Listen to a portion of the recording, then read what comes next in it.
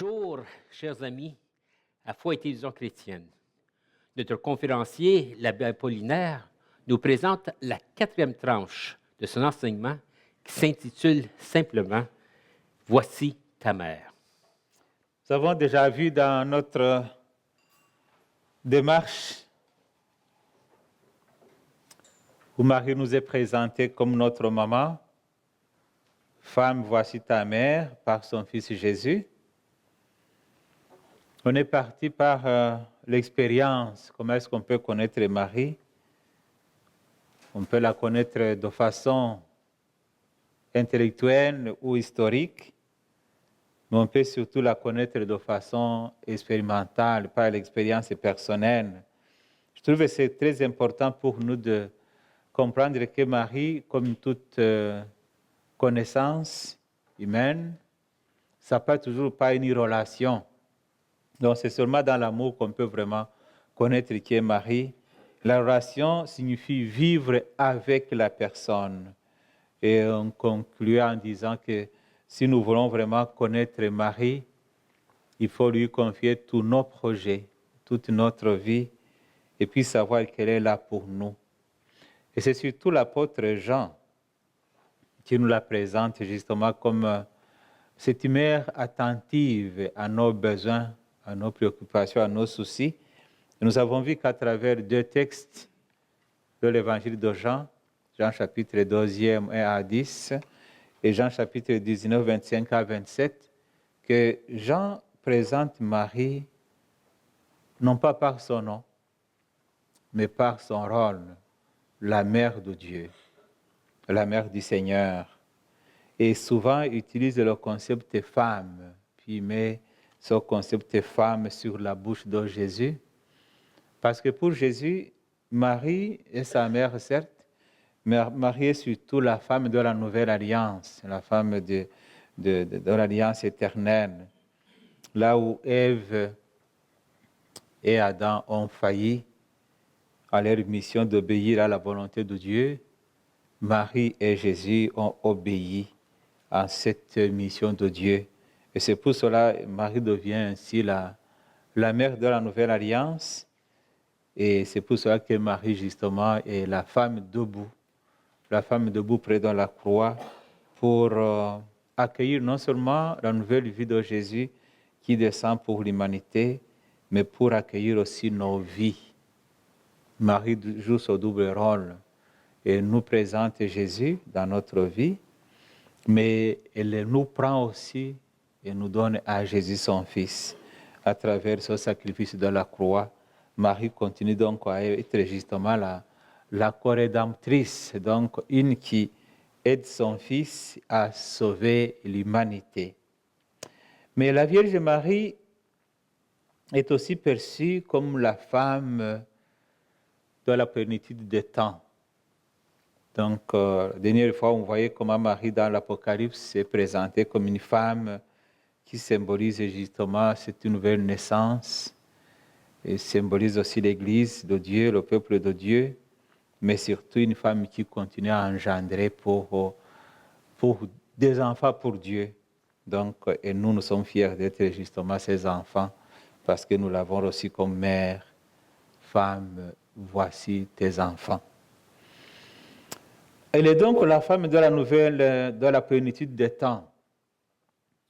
Depuis, pour comprendre ce concept, c'est surtout l'apôtre Paul qui nous présente Marie comme la femme de la plénitude des temps.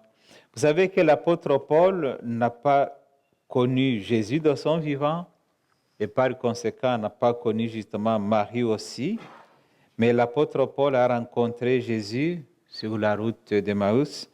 Lui, il allait pour persécuter les chrétiens. Et là, Jésus l'interpelle. Pourquoi me persécutes-tu? Et là, après sa conversion, il va faire un cheminement avec Jésus le ressuscité. Mais il a, dans l'épître aux Galates, le chapitre 4, versets 4 à 7, Galates 4 à 7, un verset vraiment surprenant lorsque l'apôtre Paul, lui qui n'a pas connu Jésus, lui qui n'a pas rencontré Marie, la présente comme la femme qui a été choisie par Dieu. Ça dit ceci: lorsque est venue la plénitude des temps, Dieu a envoyé son Fils, né d'une femme, et soumis à la loi de Moïse, afin de racheter ce qui était soumis à la loi, pour que nous soyons adoptés comme fils et filles. Et voici la preuve que vous êtes des fils et des filles de Dieu. Dieu a envoyé l'Esprit de son Fils dans nos cœurs, et cet Esprit crie « Abba », c'est-à-dire « Père ». Ainsi, tu n'es plus esclave, mais fils ou fille. Et puisque tu es fils ou fille, tu es aussi héritier, héritière. C'est l'œuvre de Dieu. Intéressantes ces paroles de l'apôtre Paul. Lorsque est venue la plénitude des temps, Dieu a envoyé son Fils qui naît d'une femme. La plénitude des temps. C'est-à-dire que depuis le péché d'Adam et Ève, jusqu'à la naissance de Jésus, on attendait ce temps-là. Et souvent, on aime dire que nous sommes dans les derniers temps. Ces derniers temps ont commencé lorsque le Fils de Dieu s'est fait l'un de nous, et spécialement après sa résurrection. Nous vivons les derniers temps. Et Dieu a voulu que son Fils naisse d'une femme. Ça, c'est intéressant parce qu'il aurait pu l'envoyer comme un ange, il aurait pu l'envoyer dans sa divinité, dans sa puissance comme Fils de Dieu. Mais Dieu a voulu que son Fils passe par le sein d'une femme. Ça, c'est sa volonté, c'est lui qui l'a voulu comme ça. Mais ça cache derrière tout ça l'idée d'une recréation. L'humanité, depuis Ève, avait marché comme dans l'obscurité, dans la ténèbre du péché. Et les Juifs disaient souvent que les cieux sont fermés. À cause des péchés de l'humanité, les cieux sont fermés. Et ces cieux vont s'ouvrir lorsque Jésus va descendre dans les eaux du baptême. On nous dit que le ciel s'est ouvert et le Saint-Esprit est descendu. Et depuis que le Saint-Esprit est descendu, nous pouvons aussi dire que Dieu est Papa. Abba, Papa. Grâce à cette femme, justement, de la plénitude des temps, qui a accepté. Elle a dit oui. Nous allons le voir tout à l'heure, comment est-ce qu'elle a dit oui. Là où l'humanité disait non, elle a dit oui.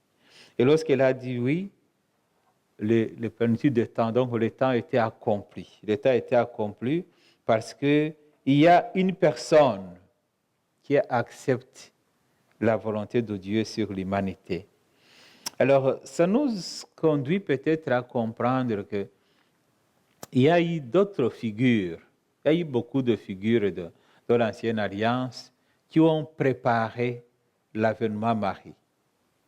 Et je vous ai trouvé quelques noms de femmes de l'Ancien Testament. On ne va pas trop y insister, mais il y aura toujours des versets bibliques que vous pouvez approfondir vous-même. Les figures de l'Ancien Testament que je vais invoquer, je viens de dire bien sûr de Ève, la première femme, et vous savez que Ève, ça signifie la mère de l'humanité, mais elle a été la mère de l'humanité péchereuse, parce que justement, elle a désobéi à la volonté de Dieu. Après elle, nous avons toujours des préfigurations de Marie. On voit Sarah, l'épouse d'Abraham. Elle ressemble à Marie à plusieurs égards. Il y a d'abord le fait qu'elle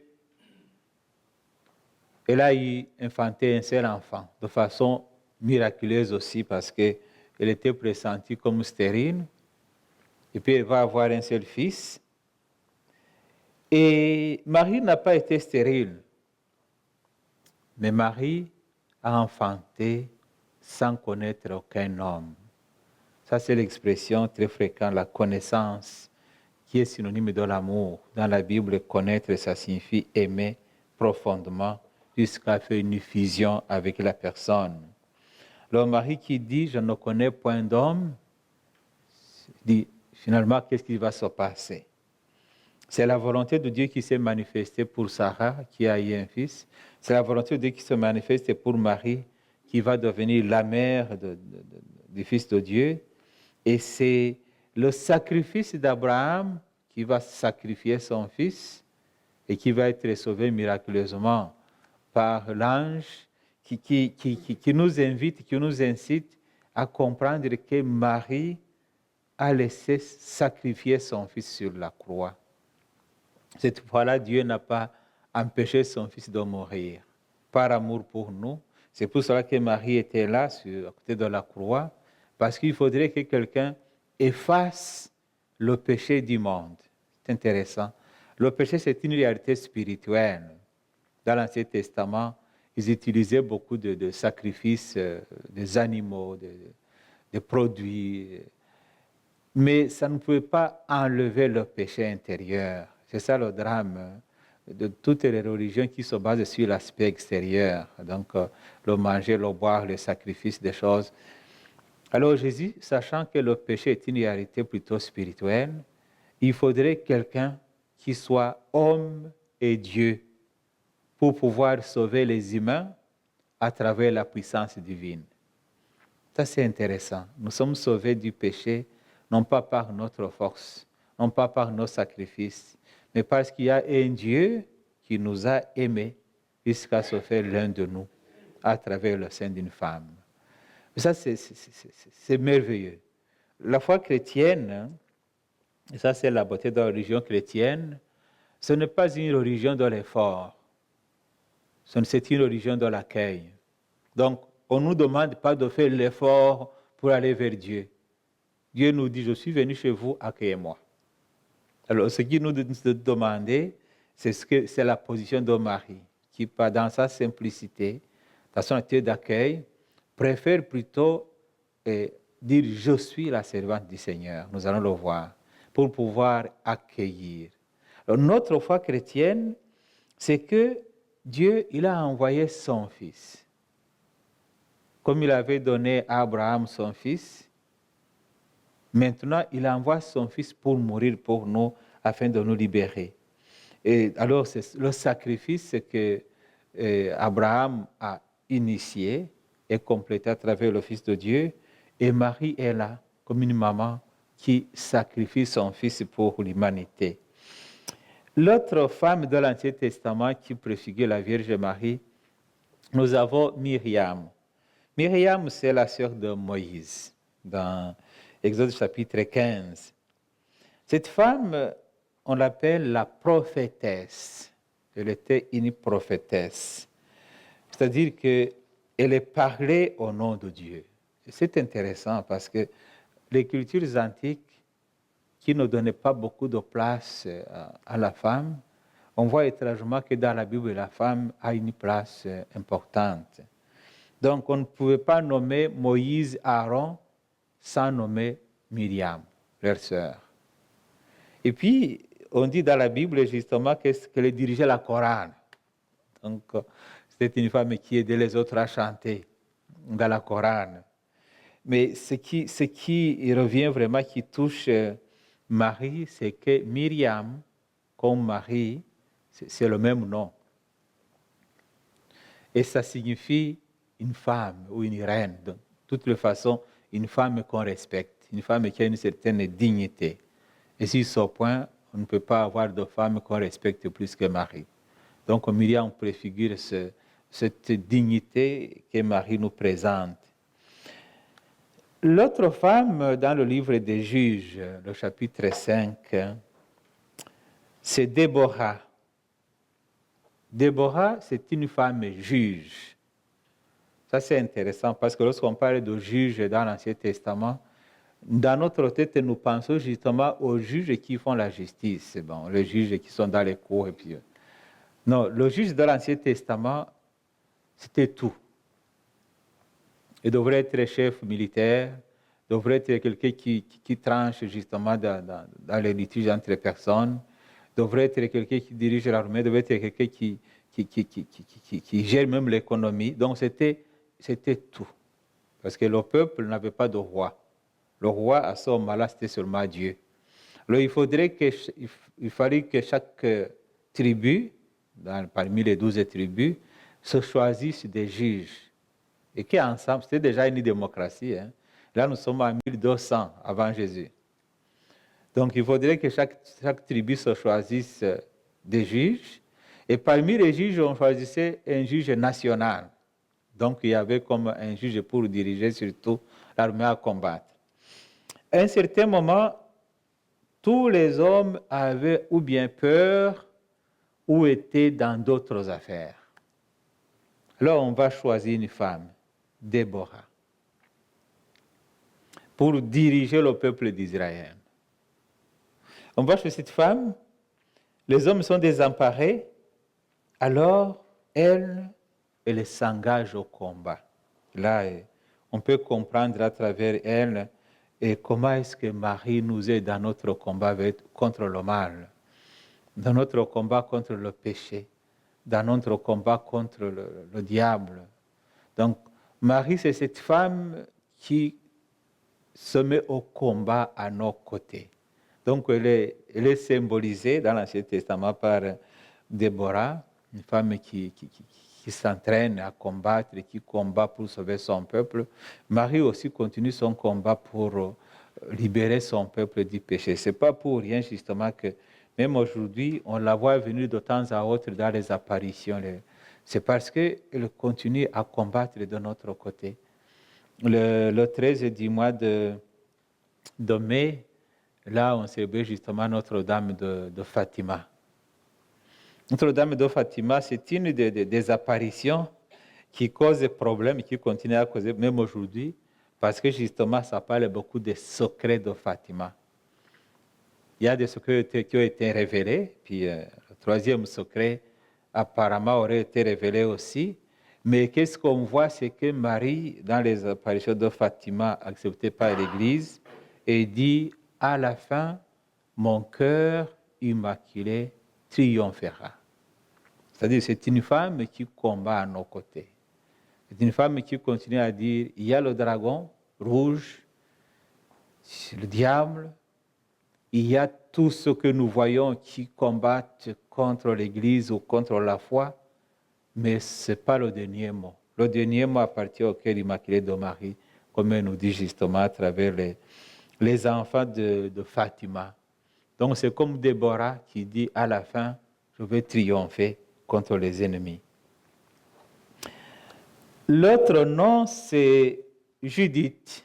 Judith, ça vient de Yahoud, donc c'est-à-dire la juive. Judith et Yahoud, la juive. C'est une femme qui nous apprend à avoir confiance en Dieu en tout temps. Et son cantique, donc, dans ce livre de Judith, donc le chapitre 16, il y a un cantique qui a beaucoup inspiré le cantique marial du Magnificat. Mais dans des moments difficiles, dans des moments de persécution, savoir s'abandonner en Dieu. À travers Judith, on peut se demander, moi je vois notre temps par exemple, j'étais surpris pendant les 2 ans du coronavirus. Combien on avait plus confiance dans le vaccin qu'en Dieu. On ne nous empêche pas de nous faire soigner, c'est d'ailleurs important. Mais savoir que Dieu peut inspirer aussi les médecins, inspirer les chercheurs. Donc, prier Dieu pour qu'il puisse donner un médicament, prier Dieu pour que... Mais la confiance dans la grande majorité n'était pas vraiment en Dieu, c'était dans le vaccin. Mais on oublie justement que cette intelligence que les médecins manifestent a été donnée. C'est un don qui vient de Dieu. Alors, quand vous lisez le livre de Yahoud et donc de Judith, tu découvres vraiment comment est-ce que pendant les moments de guerre ou de persécution, il faut avoir confiance en Dieu. Et là, on peut voir la Vierge Marie qui a tellement confiance en Dieu. je suis la servante du Seigneur.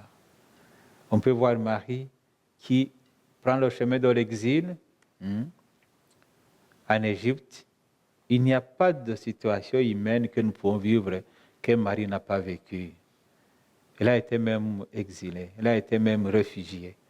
Alors, dans tout ce moment-là, Marie a eu confiance en Dieu.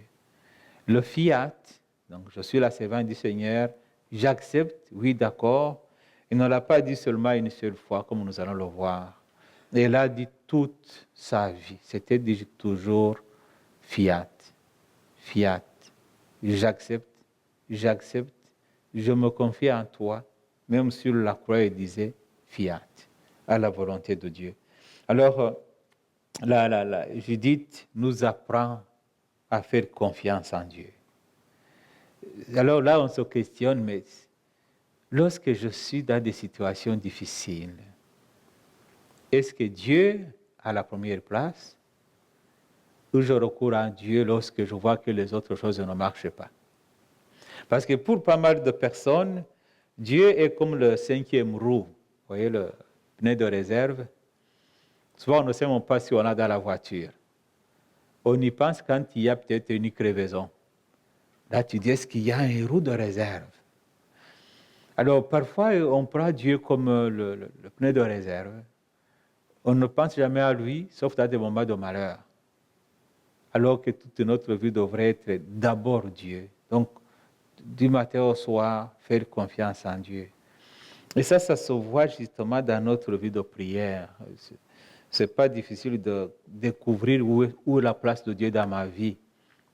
Il suffit seulement de prendre un peu de temps, de dire, mais combien de fois je pense à Dieu dans ma vie?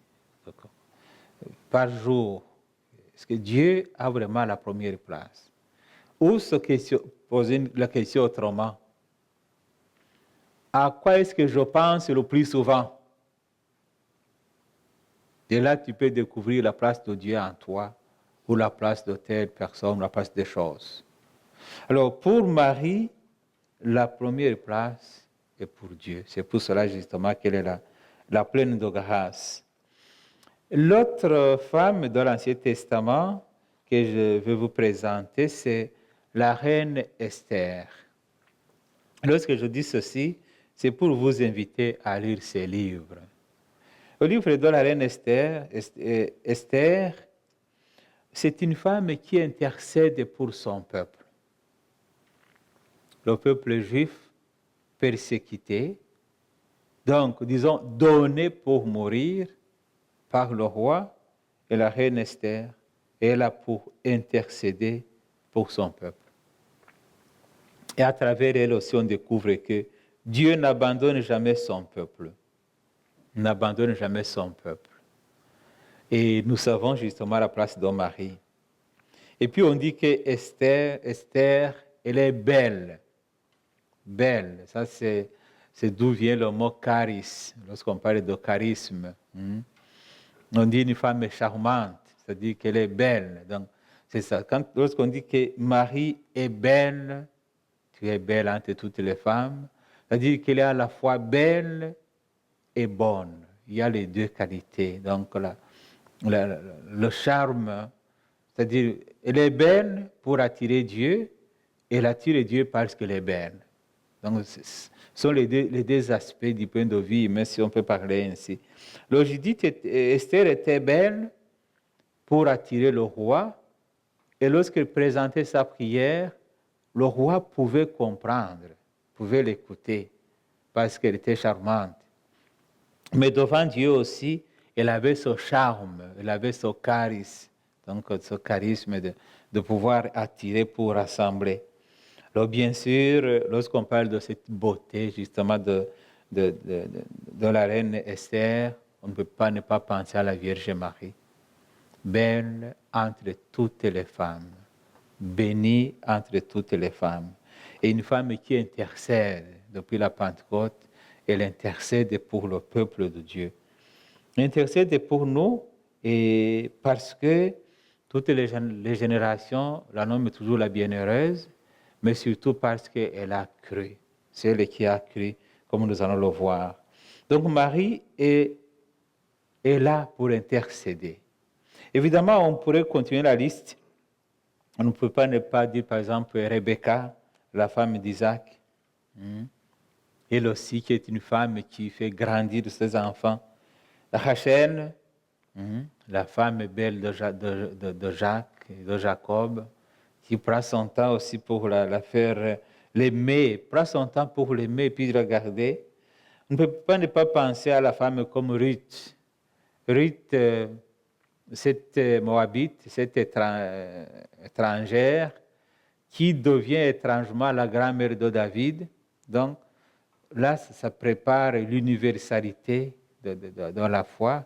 À travers une femme comme Ruth, on voit comment justement Marie est la mère universelle. Ce n'est pas seulement pour Jésus, mais elle est devenue aussi notre mère.